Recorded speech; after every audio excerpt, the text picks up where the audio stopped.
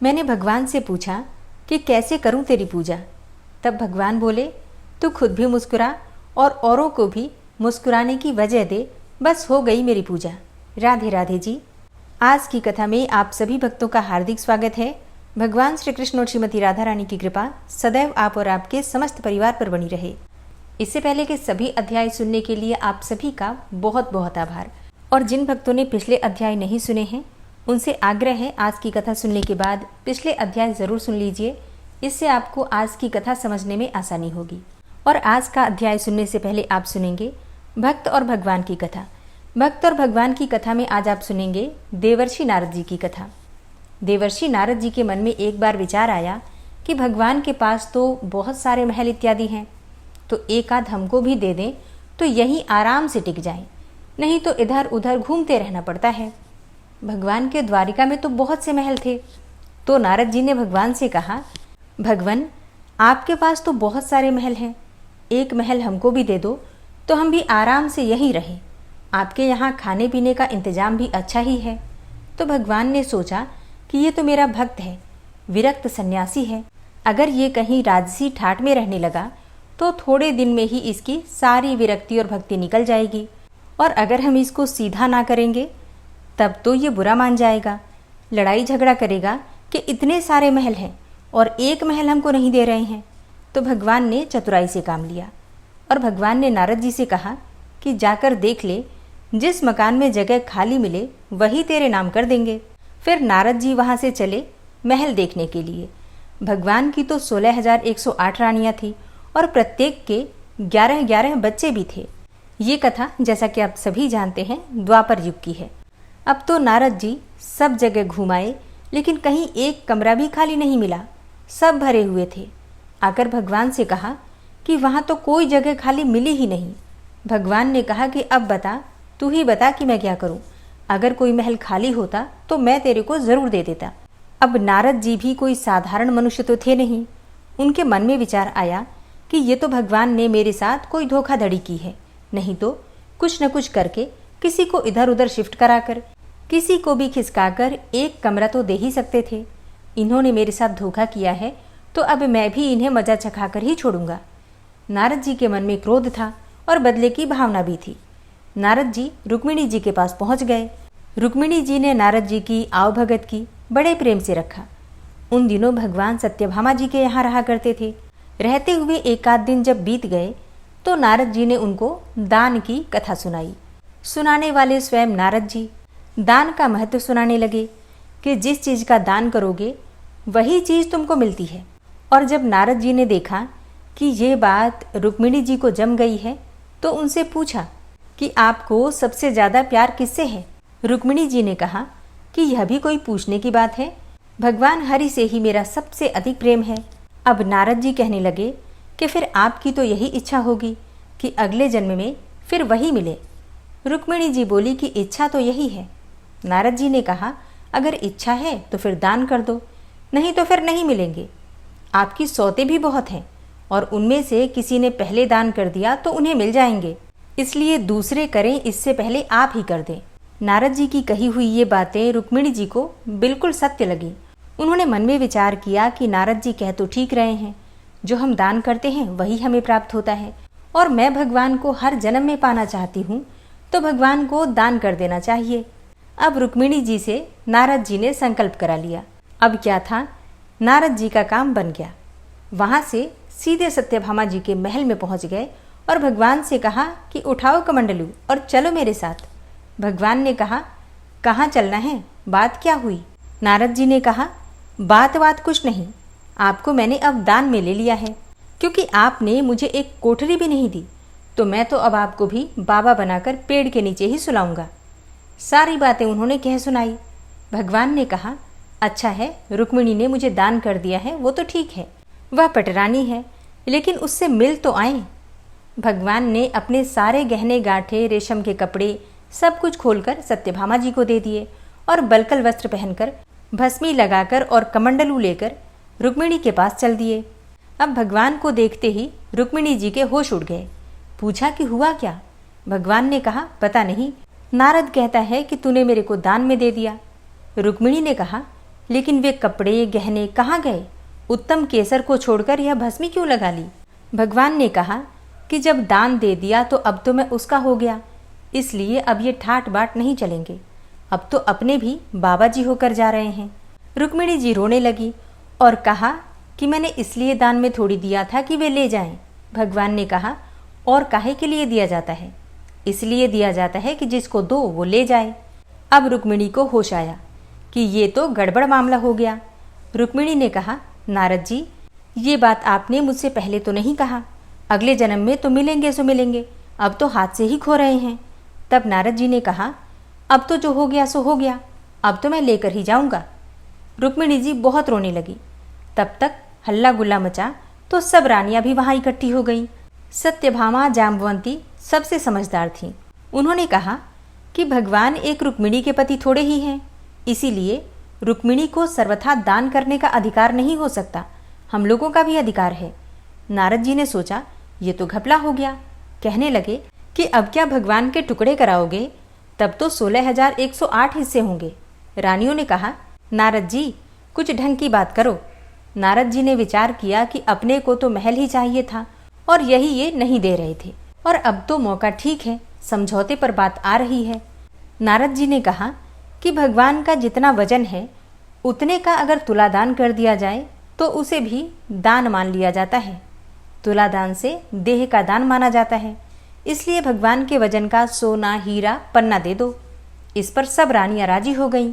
अब रानियां तो राजी हो गईं, लेकिन भगवान ने सोचा कि ये तो फिर से मोह में ही पड़ रहा है, इसका महल का शौक गया नहीं।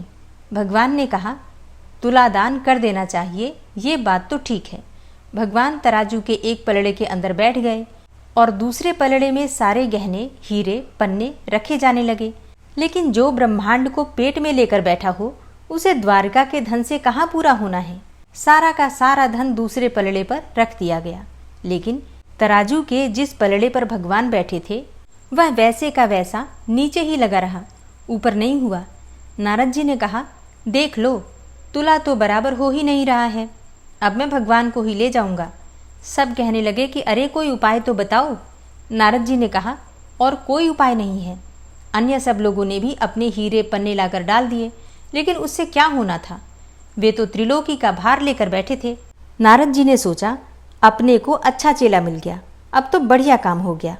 उधर सभी रानियां चीख रही थी और नारद जी प्रसन्नता के मारे इधर उधर टहलने लगे। भगवान ने धीरे से रुक्मिणी को बुलाया। रुक्मिणी ने कहा, अरे कुछ तो ढंग निकालिए, आप इतना भार लेकर बैठ गए हैं, हम लोगों का क्या हाल होगा। तब भगवान ने कहा कि ये सब जो हीरे पन्ने हैं उन्हें निकाल लो, नहीं तो बाबा जी मान नहीं रहे हैं। और यह सब निकालकर तुलसी का एक पत्ता और सोने का एक छोटा सा टुकड़ा रख दो तो तुम लोगों का काम हो जाएगा। रुक्मिणी ने सबसे कहा कि यह नहीं हो रहा है तो सब सामान हटाओ।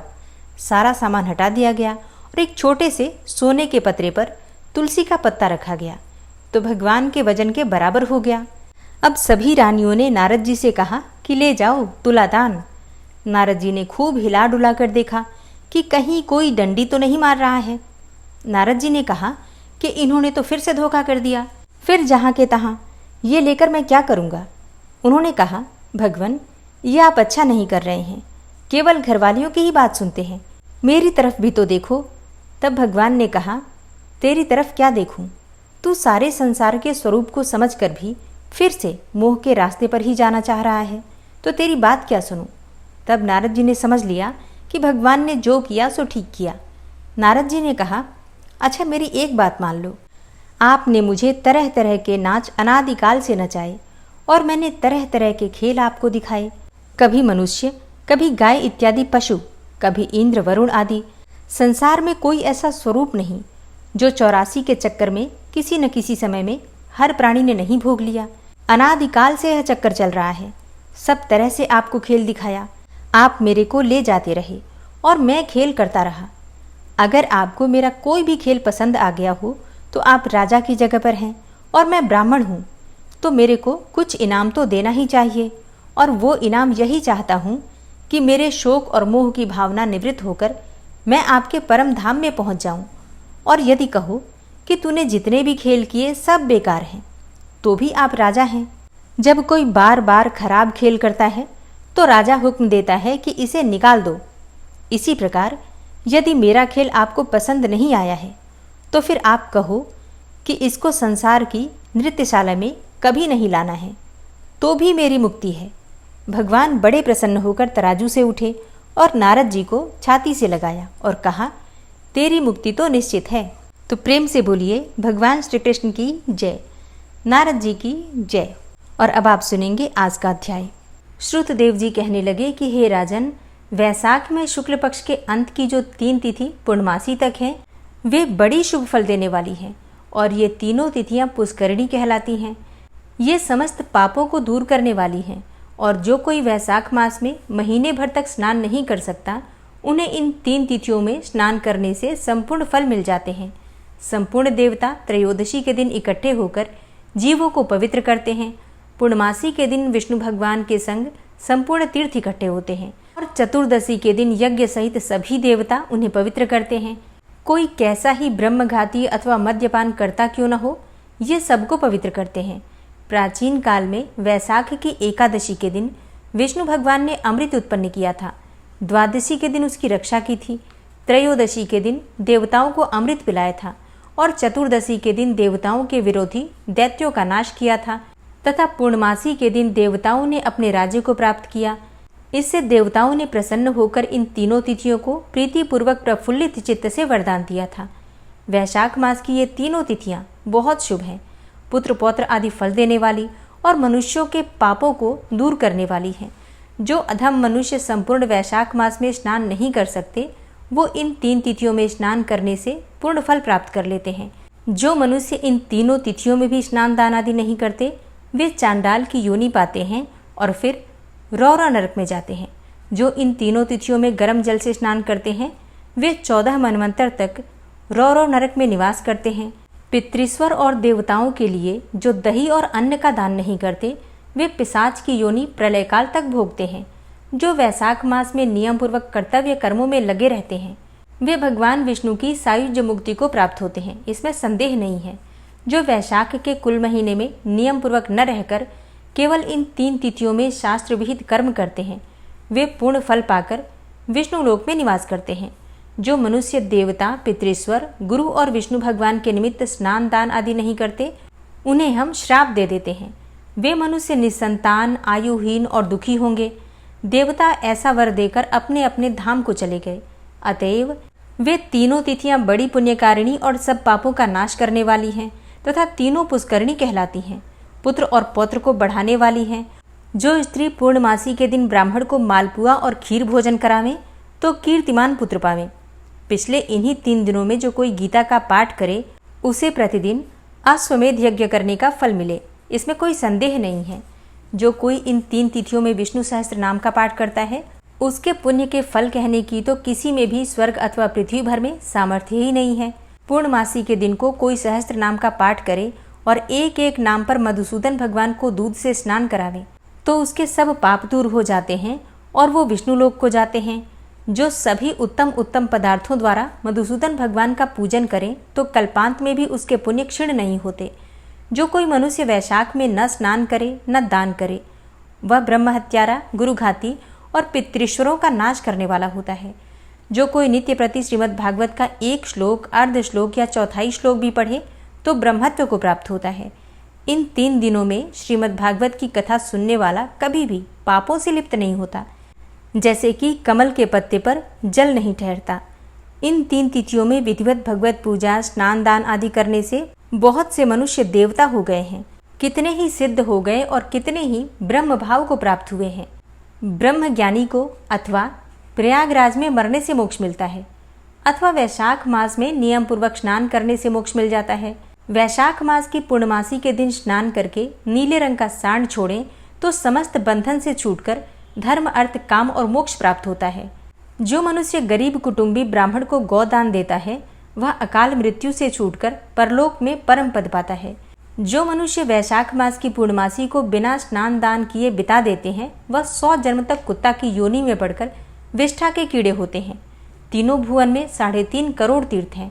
ये सब इकट्ठे होकर पाप समूह के डर से सलाह करने लगे कि पापी मनुष्य अपने किए पाप हमारे बीच में त्यागते हैं तो हमारे पाप कैसे दूर होंगे। ऐसी चिंता करते हुए तीर्थपाद हरि भगवान की शरण में गए और अनेक स्तोत्रों द्वारा स्तुति करते हुए प्रार्थना करने लगे।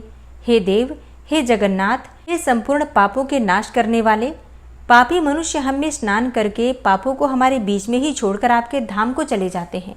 तो हे प्रभु, हम तो आपके आज्ञाकारी हैं, अतः हे जनार्दन, हमसे ये पाप कैसे दूर होंगे। हे प्रभु, हम आपके चरणों की शरण के इच्छुक हैं, कोई उपाय हमारे सामने भी कहिए। जब तीर्थों ने ऐसी प्रार्थना की तब भूत भावन भगवान हंसते हुए मेघ जैसी गंभीर वाणी से बोले, वैशाख के महीने में मेष की संक्रांति में शुक्ल पक्ष में जो अंतिम 3 दिन हैं, वे 3 दिन सर्व तीर्थ में पुण्य रूप हैं और मेरे प्राण प्यारे हैं। इनमें सूर्योदय से पहले स्नान करके जल से बाहर आ जाएं, जिससे सब प्रकार के पापों से छूटकर पुण्य रूप और निर्मल हो। उन 3 दिवसों के बीच जो कोई स्नान नहीं करते, उन मनुष्यों में ही पाप स्थित रहता है।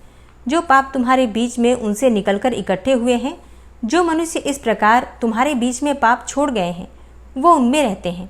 ऐसा तीर्थपाद विष्णु भगवान ने तीर्थों को वरदान दिया और ऐसी आज्ञा देकर योग बल से वहीं अंतर्ध्यान हो गए और सब तीर्थ अपने अपने धाम को चले गए। प्रतिवर्ष वैशाख के महीने में पिछले 3 दिनों में सब मनुष्य अपने अपने पापों को छोड़कर निर्मल होते हैं, और जो वैशाख के पिछले 3 दिनों में स्नान नहीं करते, उन्हीं के ऊपर सब मनुष्यों के पाप आकर के ठहर जाते हैं। इस प्रकार स्नान न करने वाले मनुष्यों को तीर्थ श्राप देते हैं। जो कोई इन 3 दिनों में स्नान नहीं करता, उसके समान कोई पापी नहीं है। ऐसा पाप किसी भी शास्त्र में न देखा है न सुना है। अतएव पिछले 3 दिवस में स्नान, दान और मधुसूदन भगवान की पूजा न करें तो इसके तुल्य कोई पाप ही नहीं है। जो इन कर्मों को न करे वह 14 मनवंतर तक नरक में पड़ा रहे। इस प्रकार संपूर्ण वैशाख का महात्मा महाबुद्धिमान श्रुतकीर्ति के आगे कहा हुआ। जैसे जैसे सुना या देखा तदनुसार ही माधव मास की कथा वर्णन की गई है। इस महात्म्य को पूरी रीति से वर्णन करने की सामर्थ्य तो ब्रह्मा की भी नहीं है। पहले कैलाश के शिखर पर बैठकर पार्वती जी ने महादेव जी से पूछा, तब महादेव जी 100 वर्षों तक यही कथा कहते रहे, तो भी यह कथा पूरी न हुई। फिर असमर्थ होकर चुप हो गए। भगवान विष्णु, जगन्नाथ, श्री नारायण के बिना कोई भी वैशाख मास का वर्णन पूर्णतया नहीं कर सकता है। पहले सब ऋषियों ने मनुष्यों के हित की कामना से थोड़ा थोड़ा वैशाख महात्म्य वर्णन किया है, परंतु हे राजन, किसी ने अंत नहीं पाया है। असमर्थ होकर सब बैठे रहे। तू वैशाख मास में दान आदि सत्कर्म कर, इनसे निश्चय ही मुक्ति मिलेगी। ऐसा मिथिलापति राजा जनक को समझाकर श्रुतदेव जी राजा से पूछकर जाने का विचार करने लगे, तो राजा को एक साथ आह्लाद उत्पन्न हो गया। नेत्रों से जल टपकने लगा। तब उत्सव करने में प्रवृत्त हुआ और अपनी वृद्धि के लिए श्रुतदेव जी को पालकी में बिठाकर ग्राम की प्रदक्षिणा कर चतुरंगिणी सेना को संग भेजा और पीछे पीछे स्वयं चला। फिर अंतःपुर में ले जाकर वस्त्र, आभूषण, गौ, पृथ्वी, तिल, सुवर्ण आदि सब प्रकार के वैभव आगे रखकर नमस्कार कर हाथ जोड़कर सम्मुख खड़ा हो गया। तब महातेजस्वी, महायशस्वी श्रुतदेव जी अत्यंत संतुष्ट होकर प्रसन्नतापूर्वक अपने धाम को गए। तब नारद जी कहने लगे कि हे राजा अम्बरीश, यह परम अद्भुत आख्यान मैंने तुम्हारे सम्मुख वर्णन किया, जिसके सुनने से ही संपूर्ण पाप नष्ट हो जाते हैं और सब प्रकार की संपत्ति मिल जाती है। इसी से भोग, ज्ञान और मोक्ष प्राप्त होते हैं। नारद जी के ऐसे वचन सुनकर महायशस्वी राजा अम्बरीश मन ही मन ऐसा प्रसन्न हुआ कि बाहर के सब व्यापार छोड़ दिए और दंड की तरह पृथ्वी पर गिरकर सिर से प्रणाम करने लगा तथा सब प्रकार के ऐश्वर्यवान पदार्थों से नारद जी की पूजा की। फिर भगवान नारद मुनि राजा से पूछकर अन्य लोक में चले गए, क्योंकि शाप के मारे वे एक जगह नहीं रहते थे। राजर्षि अम्बरीश भी नारद जी के कथनानुसार शुभ धर्मों का आचरण करते हुए निर्गुण भगवान में लीन हो गए। सूत जी बोले कि जो कोई इस पाप के नाश करता और पुण्य के बढ़ाने वाले परम अद्भुत आख्यान को सुनता अथवा पाठ करता है, वह परम गति को प्राप्त होता है, तथा जिसके घर में हाथ की लिखी हुई पुस्तक है तो उसके तो हाथ में ही मुक्ति है, सुनने की भी कुछ आवश्यकता नहीं है। हरे कृष्णा। आज की कथा का यहीं पर समापन करती हूँ। इसके आगे का वृतांत आप कल की कथा में सुनेंगे। श्री सूत जी कहते हैं, एक समय की बात है, महर्षि अत्रि के पुत्र महातेजस्वी राजा अंग नंदनवन में गए थे। वहाँ उन्होंने गंधर्वों, किन्नरों और अप्सराओं के साथ देवराज इंद्र का दर्शन किया। उनके वैभव, उनके भोग विलास और उनकी लीला देखकर धर्मात्मा अंग सोचने लगे कि किस उपाय से मुझे इंद्र के समान पुत्र की प्राप्ति हो। क्षण भर इस बात का विचार करके राजा अंग खिन्न हो उठे और नंदनवन से जब वो घर लौटे तो अपने पिता अत्रि के चरणों में मस्तक झुकाकर बोले, पिताजी, आप ज्ञानवानों में श्रेष्ठ और पुत्र पर स्नेह रखने वाले हैं। मुझे इंद्र के समान वैभवशाली पुत्र कैसे प्राप्त हो, इसका कोई उपाय बताइए। अपने पुत्र की ये बातें सुनकर अत्रि ने कहा, हे साधु श्रेष्ठ, भक्ति करने और श्रद्धापूर्वक ध्यान लगाने से भगवान श्री विष्णु संतुष्ट हो जाते हैं और संतुष्ट होने पर वे सदा सब कुछ देते रहते हैं। भगवान श्री गोविंद सब वस्तुओं के दाता हैं, सबकी उत्पत्ति के कारण हैं, सर्वज्ञ हैं, सर्ववेत्ता हैं, सर्वेश्वर हैं और परम पुरुष हैं। इसलिए तुम उन्हीं की आराधना करो। बेटा, तुम जो जो चाहते हो वह सब उनसे ही प्राप्त होगा। भगवान श्री हरि विष्णु सुख, परमार्थ और मोक्ष देने वाले तथा इस जगत के ईश्वर हैं। अतः जाओ, उन्हीं की आराधना करो, उनसे तुम्हें इंद्र के समान पुत्र की प्राप्ति होगी। ब्रह्मा जी के पुत्र अंग के पिता महर्षि अत्रि ब्रह्मा के समान ही तेजस्वी थे। उनसे आज्ञा लेकर अंग ने प्रस्थान किया।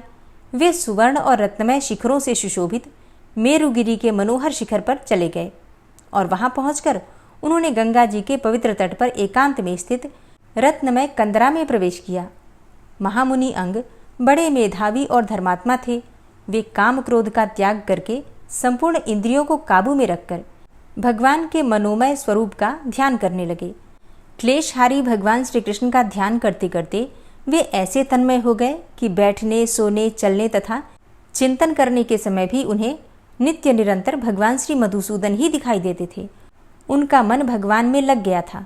वे योग युक्त और जितेंद्रिय होकर चराचर जीवों तथा सूखे और गीले आदि समस्त पदार्थों में केवल भगवान श्री विष्णु का ही दर्शन करते थे। इस प्रकार तपस्या करते करते उन्हें 100 वर्ष बीत गए। नियम, संयम तथा उपवास के कारण उनका शरीर दुर्बल हो गया था, तो भी वे अपने तेज से सूर्य और अग्नि के समान देदीप्यमान दिखाई दे रहे थे। इस समय तपस्या में प्रवृत्त होकर ध्यान में लगे हुए राजा अंग के सामने भगवान श्री विष्णु प्रकट हुए और बोले, हे मानद, वर मांगो। इंद्रियों के स्वामी भगवान श्री वासुदेव को उपस्थित देखकर राजा अंग को बड़ा हर्ष हुआ। उनका चित्त प्रसन्न हो गया। वे भगवान को प्रणाम करके उनकी स्तुति करने लगे। अंग बोले, हे भूत भावन, आप ही संपूर्ण भूत की गति हैं। पावन परमेश्वर, आप प्राणियों के आत्मा, सब भूतों के ईश्वर और सगुण स्वरूप धारण करने वाले हैं। आपको नमस्कार है। आप गुण स्वरूप, गुह्य तथा गुणातीत हैं। आपको नमस्कार है। गुण, गुणकर्ता, गुण संपन्न और गुणात्मा भगवान को प्रणाम है। आप भव अर्थात संसार रूप, भवकर्ता तथा भक्तों के संसार बंधन का अपहरण करने वाले हैं। आपको नमस्कार है। भव की उत्पत्ति के कारण होने से आपका नाम भव है। इस भव में आप अव्यक्त रूप से छुपे हुए हैं, इसलिए आपको भवगुह्य कहा गया है तथा आप रुद्र रूप से इस भव संसार का विनाश करते हैं। इससे आपका नाम भव विनाशी है। आपको प्रणाम है। आप यज्ञ, यज्ञ रूप, यज्ञेश्वर और यज्ञ कर्म में संलग्न हैं। आपको नमस्कार है। शंख धारण करने वाले भगवान को प्रणाम है। सोने के समान वर्ण वाले परमात्मा को नमस्कार है। चक्रधारी श्री विष्णु को प्रणाम है। सत्य, सत्यभाव, सर्व सत्यमय, धर्म, धर्मकर्ता और सर्वविधाता आप भगवान को प्रणाम है। धर्म आपका अंग है और आप श्रेष्ठ वीर और धर्म के आधारभूत हैं। आपको नमस्कार है। आप माया मोह के नाशक होते हुए भी सब प्रकार की मायाओं के उत्पादक हैं। आपको नमस्कार है। आप मायाधारी मूर्त अर्थात साकार और अमूर्त अर्थात निराकार भी हैं। आपको प्रणाम है। आप सब प्रकार की मूर्तियों को धारण करने वाले और कल्याणकारी हैं। आपको नमस्कार है। ब्रह्मा, ब्रह्म रूप और पर ब्रह्म स्वरूप आप परमात्मा को प्रणाम है। आप सबके धाम तथा धामधारी हैं। आपको नमस्कार है। आप श्रीमान, श्रीनिवास, श्रीधर, क्षीर सागर निवासी और अमृत स्वरूप हैं। आपको प्रणाम है। संसार रूपी रोग के लिए महान औषध, दुष्टों के लिए घोर रूपधारी, महाप्रज्ञापरायण, अक्रूर अर्थात सौम्य, प्रमेद्य अर्थात परम पवित्र तथा मेध्यो अर्थात पावन वस्तुओं के भी स्वामी आप परमेश्वर को नमस्कार है। आपका कहीं अंत नहीं है। आप अशेष अर्थात पूर्ण और अनय अर्थात पाप रहित हैं। आपको प्रणाम है। आकाश को प्रकाशित करने वाले सूर्य चंद्र स्वरूप आपको नमस्कार है। आप हवन कर्म हुत भोजी अग्नि तथा हविष्य रूप हैं, आपको नमस्कार है। आप बुद्ध अर्थात ज्ञानी, बुद्ध अर्थात विद्वान तथा सदा बुद्ध अर्थात नित्य ज्ञानी हैं, आपको प्रणाम है। स्वाहाकार शुद्ध अव्यक्त महात्मा व्यास अर्थात वेदों का विस्तार करने वाले वासव अर्थात वसुपुत्र इंद्र तथा वसु स्वरूप हैं, आपको नमस्कार है। आप वासुदेव विश्वरूप और वहनी स्वरूप हैं, आपको प्रणाम है। हरि कैवल्य रूप तथा वामन भगवान को नमस्कार है। सत्वगुण की रक्षा करने वाले भगवान नृसिंहदेव को प्रणाम है। गोविंद एवं गोपाल को नमस्कार है। हे भगवान, आप एकाक्षर अर्थात प्रणव, सर्वाक्षर अर्थात वर्ण रूप और हंस स्वरूप हैं, आपको प्रणाम है। 3, 5 और 25 तत्व आपके ही रूप हैं, आप समस्त तत्वों के आधार हैं, आपको नमस्कार है। आप कृष्ण अर्थात सच्चिदानंद स्वरूप, कृष्ण रूप अर्थात श्याम विग्रह तथा लक्ष्मीनाथ हैं, आपको प्रणाम है। हे कमल लोचन, आप परमानंदमय प्रभु को नमस्कार है। आप विश्व के भरण पोषण करने वाले तथा पापों के नाशक हैं, आपको प्रणाम है। पुण्यों में भी उत्तम पुण्य तथा सत्य धर्म रूप आप परमात्मा को नमस्कार है। शाश्वत अविनाशी एवं पूर्ण आकाश स्वरूप परमेश्वर को प्रणाम है। महेश्वर श्री पद्मनाभ को नमस्कार है। केशव, आपके चरण कमलों में मैं प्रणाम करता हूँ। हे आनंद कंद, हे कमल प्रिय, हे वासुदेव, हे सर्वेश्वर ईश, हे मधुसूदन, मुझे अपनी दासता प्रदान कीजिए। शंख धारण करने वाले शांतिदायी केशव, आपके चरणों में मैं मस्तक झुकाता हूँ। प्रत्येक जन्म में मुझ पर कृपा कीजिए। मेरे स्वामी हे पद्मनाभ, संसार रूपी दुस्सह अग्नि के ताप से मैं दग्ध हो रहा हूँ। आप ज्ञान रूपी मेघ की धारा से मेरे ताप को शांत कीजिए तथा मुझ दीन के लिए शरण रूप हो जाइए। अंग के मुख से यह स्तोत्र सुनकर भगवान ने अंग को अपने श्री विग्रह का दर्शन करवाया। उनका मेघ के समान श्याम वर्ण तथा महान ओजस्वी शरीर था तथा हाथ में शंख चक्र गदा और पद्म शोभा दे रहे थे। सब ओर महान प्रकाश छा रहा था। श्री भगवान गरुड़ की पीठ पर बैठे हुए थे और अंगों में सब प्रकार के आभूषण शोभा पा रहे थे। हार, कंकड़, कुंडलों से सुशोभित तथा वनमाला से उज्ज्वल उनका अत्यंत दिव्य रूप बड़ा सुंदर जान पड़ता था। भगवान श्री जनार्दन अंग के सामने विराजमान थे। श्री वत्स नामक चिन्ह और पुण्यमय कौस्तुभ मणि से उनकी अपूर्व शोभा हो रही थी। वे सर्वदेवमय श्रीहरि समस्त अलंकारों की शोभा से संपन्न अपने श्री विग्रह की झांकी कराकर ऋषि श्रेष्ठ अंग से बोले, हे महाभाग, मैं तुम्हारी तपस्या से संतुष्ट हूँ, तुम कोई उत्तम वर मांग लो। अंग ने भगवान के चरण कमलों में बारंबार प्रणाम किया और अत्यंत हर्ष से भरकर कहा, हे देवेश्वर, मैं आपका दास हूँ। यदि आप मुझे वर देना चाहते हैं तो जैसी शोभा स्वर्ग में संपूर्ण तेज से संपन्न इंद्र की है, वैसी ही शोभा पाने वाला एक सुंदर पुत्र मुझे देने की कृपा करें। वह पुत्र संपूर्ण लोकों की रक्षा करने वाला होना चाहिए। इतना ही नहीं, वह बालक समस्त देवताओं का प्रिय, ब्राह्मण भक्त, दानी, त्रिलोकी का रक्षक, सत्य धर्म का निरंतर पालन करने वाला, यजमानों में श्रेष्ठ, त्रिभुवन की शोभा बढ़ाने वाला, अद्वितीय, शूरवीर, वेदों का विद्वान, सत्य प्रतिज्ञ, जितेंद्रिय, शांत, तपस्वी और सर्वशास्त्र विशारद हो। हे प्रभु, यदि आप वर देने के लिए उत्सुक हों तो मुझे ऐसा ही पुत्र होने का वरदान दीजिए। भगवान वासुदेव बोले, हे महामते, तुम्हें इन सद्गुणों से युक्त उत्तम पुत्र की प्राप्ति होगी। वह अत्रि वंश का रक्षक और संपूर्ण विश्व का पालन करने वाला होगा। तुम भी मेरे परम धाम को प्राप्त होगे। इस प्रकार वरदान देकर भगवान श्री विष्णु अंतर्ध्यान हो गए। ऋषियों ने पूछा, हे सूत जी, गंधर्व श्रेष्ठ सुशंख ने जब सुनीता को शाप दे दिया, तब वह शाप उसके ऊपर किस प्रकार लागू हुआ? उसके बाद सुनीता ने कौन कौन सा कार्य किया और उसको कैसा पुत्र प्राप्त हुआ? हरे कृष्णा। आज की कथा का यहीं पर समापन करती हूँ और कल की कथा में आप जानेंगे कि सुनीता का क्या हुआ, सुनीता को कैसे पुत्र की प्राप्ति हुई और उसके ऊपर गंधर्व कुमार सुशंख का शाप किस प्रकार से लागू हुआ। तो कल की कथा जरूर सुनिएगा, क्योंकि कल की कथा अत्यंत ही रोचक और ज्ञानवर्धक होने वाली है। ओम विश्वं विष्णुर्वषट्कारो भूतभव्य भवत्प्रभु भूतकृत भूतभृत भावो भूतात्मा भूतवाहन भूतात्मा परमात्मा च मुक्तानां परमागति अव्ययः पुरुषः साक्षी क्षेत्रज्ञो अक्षर एव च योगो योगविदां नेता प्रधान पुरुषेश्वरः नारसिंहवपुः श्रीमान् केशवः पुरुषोत्तमः सर्वः शर्वः शिवस्थाणुर्भूतादिर्निधिर्व्ययः सम्भवो भावनो भर्ता प्रभवः प्रभुरीश्वरः स्वयंभू शम्भुरादित्यः पुष्कराक्षो महास्वनः अनादिनिधनो धाता विधाता धातुरुत्तमः अप्रमेयो ऋषिकेश पद्मनाभो अमरप्रभु विश्वकर्मा मनुस्त्वष्टा स्थविष्ठः स्थविरो ध्रुवः अग्राह्यः शाश्वतः कृष्णो लोहिताक्षः प्रतर्दनः प्रभूतस्त्रिककुब्धाम पवित्रं मङ्गलं परम् ईशानः प्राणदः प्राणो ज्येष्ठः श्रेष्ठः प्रजापति हिरण्यगर्भो भूगर्भो माधवो मधुसूदनः ईश्वरो विक्रमी धन्वी मेधावी विक्रमः क्रमः अनुत्तमो दुराधर्षः कृतज्ञः कृतिरात्मवान् सुरेशः शरणं शर्म विश्वरेताः प्रजाभवः अह संवत्सरो व्यालः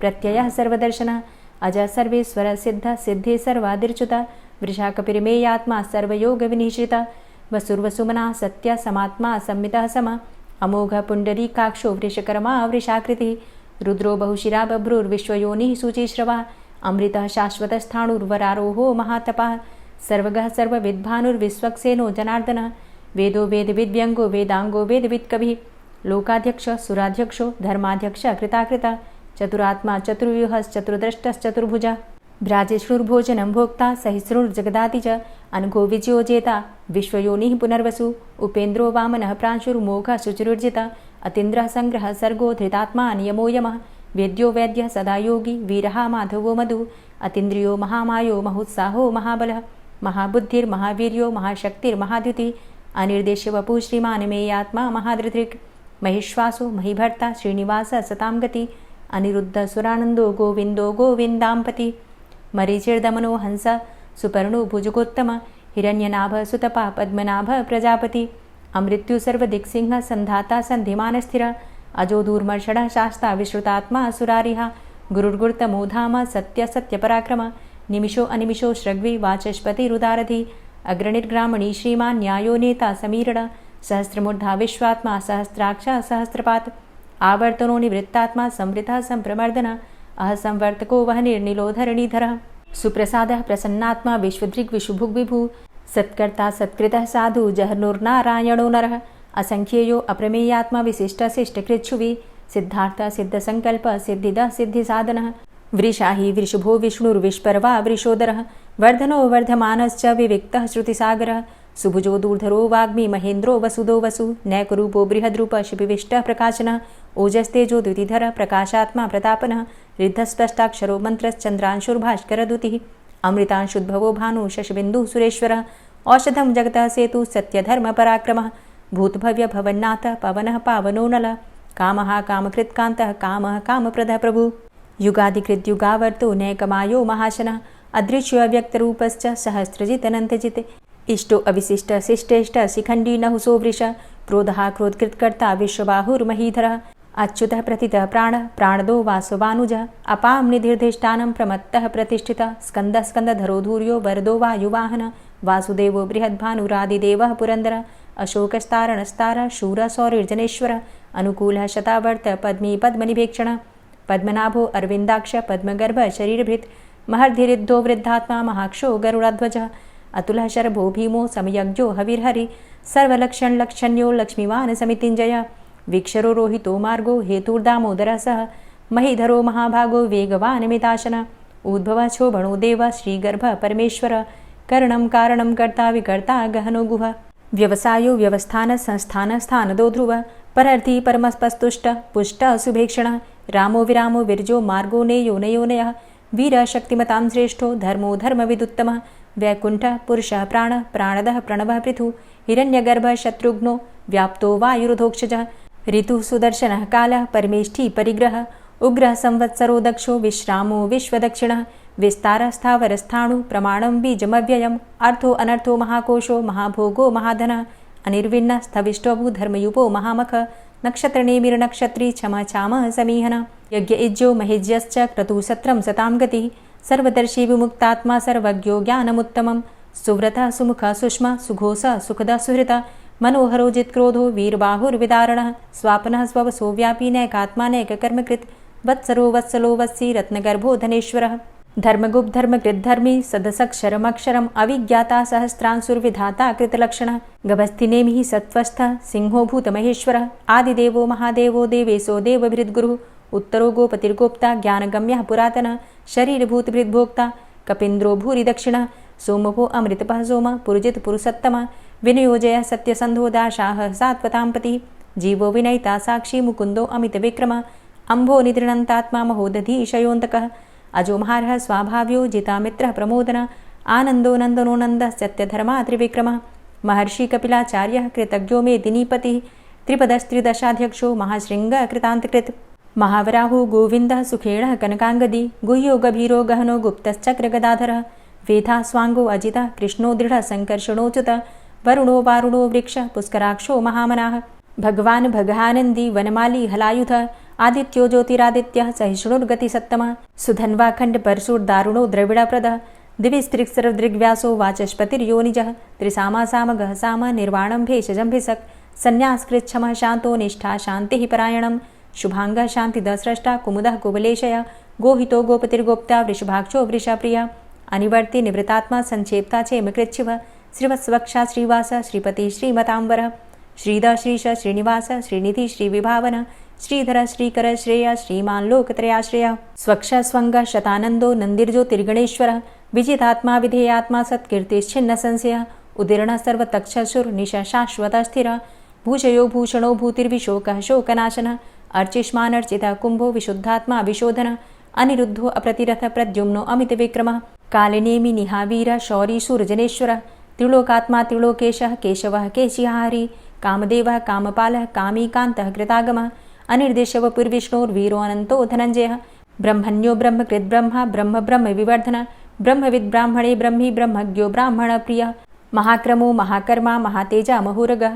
महाक्रतुर्महायज्वा महायज्ञो महाहवि स्तव्यस्तव प्रियस्तोत्रं स्तुतिस्तोतारणप्रियः पूर्णः पुरैता पुण्यः पुण्यकीर्तिर्नामयः मनोजवस्तीर्थकरो वसुरेता वसुप्रदः वसुप्रदो वासुदेव वसुर्वसुमनाहवि सद्गतिः सत्कीर्तिः सत्ता सद्भूतिः सत्परायणः शूरसेनो यदुश्रेष्ठः सन्निवासः सुयामुनः भूतावासो वासुदेवः सर्वासु निलयो नलः दर्पः दर्पदो दृप्तो दूर्धरोऽथा पराजितः विश्वमूर्तिर्महामूर्तिर्दीप्तमूर्तिर्मूर्तिमान् अनेकमूर्तिरव्यक्तः शतमूर्तिः शताननः एको नैकः सवः किं यत्तत्पदमनुत्तमं लोकबन्धुर्लोकनाथो माधवो भक्तवत्सलः सुवर्णवर्णो हेमाङ्गो वराङ्गश्चन्दनाङ्गदी वीरः विषमः शून्यो घृताशीरचलश्चलः अमानीमानदो मान्यो लोकस्वामी त्रिलोकदृक् सुमेधा मेधजो धन्यः सत्यमेधा धराधरः तेजो वृषः द्वितिधरः सर्वशस्त्रभृताम्बरः प्रग्रहो निग्रहो व्यग्रो नैकशृङ्गो गदाग्रजः चतुर्मूर्तिश्चतुर्बाहुश्चतुर्व्यूहश्चतुर्गति चतुरात्मा चतुर्भावश्चतुर्वेदविदेकपात् समावर्तो अनिवृतात्मा दुर्जयो दुरतिक्रमः दुर्लभो दुर्गमो दुर्गो दुरावासो दुरारिहा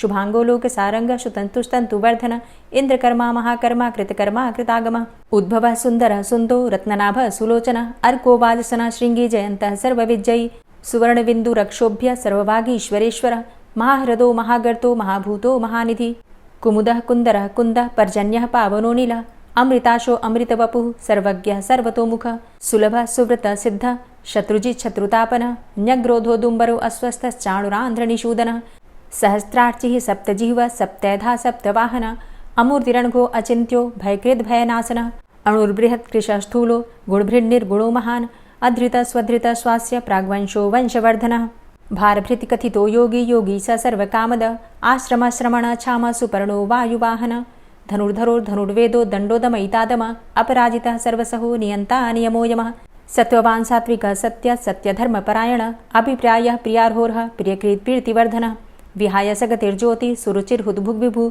रविर्विलोचनः सूर्य सविता रविलोचनः अनन्तो हुद्भुग्भोक्ता सुखदो नैकजोग्रज अनिर्विण्ण सदामर्षि लोकाधिष्ठानमद्भुतः सनात सनातन्तमः कपिलः कपिरप्यय स्वस्तिदः स्वस्तिकृत् स्वस्ति स्वस्तिभुक् स्वस्ति दक्षिणः रौद्रः कुण्डली चक्रे विक्रमयुर्जितशासनः शब्दातिगः शब्दशः शिशिरः शर्वरीकर अक्रूरः पेशलो दक्षो दक्षिणः क्षमिणाम्बर विद्वतमो वितभय पुण्यश्रवणकीर्तन उत्तारणो दुष्कृतिः पुण्यो दुःस्वप्ननाशन वीरः रक्षणः सन्तो जीवनः पर्यवस्थितः अनन्तरूपो अनन्तसृर्जितमन्युर्भयापः चतुरश्रो गभीरात्मा विदिशो व्यादिशो दिश अनादिर्भूर्भुवो लक्ष्मीः सुवीरो रुचिराङ्गद जननो जन्मादिर्भीमो भीमपराक्रम आधारनीलयोधाता पुष्पहासः प्रजागर ऊर्ध्वगः सत्पथाचार प्राणदः प्रणमपण प्रमाणं प्राणनीलयः प्राणभृत् प्राणजीवनः तत्त्वं तत्त्वविदेकात्मा जन्म मृत्यु जरातिग भूर्भुवः स्वस्तरुस्तारः सविता प्रपितामहः यज्ञो यज्ञपतिर्यज्वा यज्ञाङ्गो यज्ञवाहन यज्ञ भृद्यज्ञ कृद्यज्ञ यज्ञ भुग यज्ञ साधन यज्ञांत कृद्यज्ञ गुह्यमन्यमन्नादेव च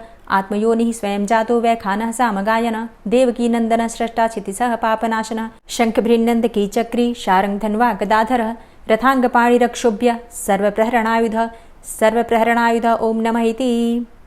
और अब आप सुनेंगे श्री तुलसी चालीसा। श्री तुलसी महारानी करु विनय सिरनाय, जो मम हो संकट विकट दीजे मात नशाय। नमो नमो तुलसी महारानी, महिमा अमित न जाए बखानी। दियो विष्णु तुमको सन्माना, जग में छायो सुयस महाना। विष्णु प्रिया जय जयति भवानी, तिहु लोक की हो सुख खानी। भगवत पूजा करे जो कोई, बिना तुम्हारे सफल न होई। जिन घर तव नहीं होय निवासा, उस घर कर ही विष्णु नहीं बासा। करें सदा जो तव नित सुमिरन, तेहि के काज होय सब पूरन। कार्तिक मास महात्म तुम्हारा, ताको जानत सब संसारा। तव पूजन जो करे कुंवारी, पावे सुंदर वर सुकुमारी। करे जो पूजा नित प्रति नारी, सुख संपत्ति से होय सुखारी। वृद्धा नारी करे जो पूजन, मिले भक्ति होवे पुलकित मन। श्रद्धा से पूजे जो कोई, भवनिधि से तर जावे सोई। कथा भागवत यज्ञ करावे, तुम बिन नहीं सफलता पावे। छायो तब प्रताप जग भारी, ध्यावत तुम्हि सकल चित धारी। तुम्ही मात यंत्रन तंत्रन में, सकल काज सिद्धि होवे क्षण में। औषधि रूप आप हो माता, सब जग में तव यश विख्याता। देव ऋषि मुनि और तपधारी, करत सदा तव जय जयकारी।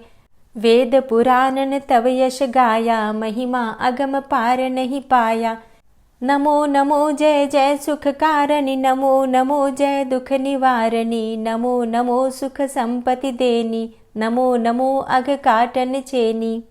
नमो नमो भक्तन दुख हरणी, नमो नमो दुष्टन मद छेनी।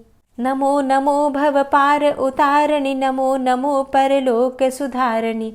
नमो नमो निज भक्त उबारणी, नमो नमो जन काज सवारणी। नमो नमो जय कुमति नशावनी, नमो नमो सब सुख उपजावनी।